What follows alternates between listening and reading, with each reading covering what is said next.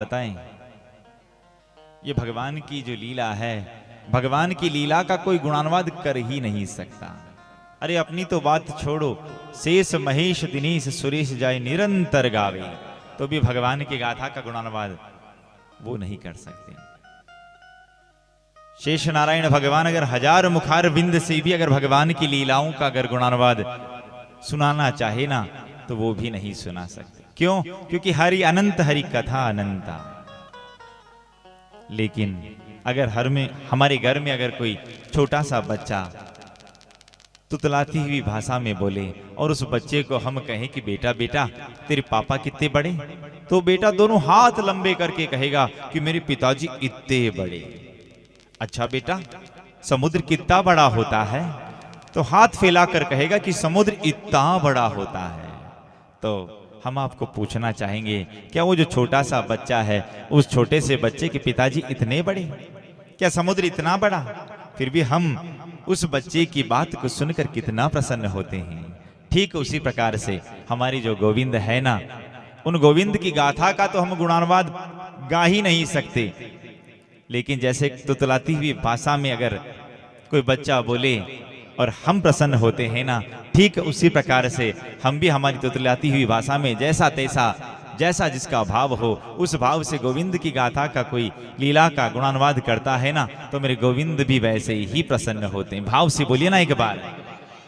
तो यहाँ हम भी गोविंद की गाथा का गुणानुवाद अपनी तुतलाती हुई भाषा में आप सबके सामने सुना रहे हैं। पर एक बात बोले, कल तक की जो कथा थी ना, वो ज्ञान भरी कथा थी। उसमें आप लोगों का भाव किधर था? लेकिन आप लोगों का भाव तो बिल्कुल कथा में ही था। पर इस लीला की कथा का लाभ आपको तभी मिलेगा जब ज्यों ज्यों हम आपके सामने बोलें, आपका मन हमारी लीला के साथ साथ होना चाहिए, भगवान की लीलाओं के साथ। अगर आपका मन भी साथ होगा ना, तो आपको लीला सुनने का बड़ा आनंद मिलेगा।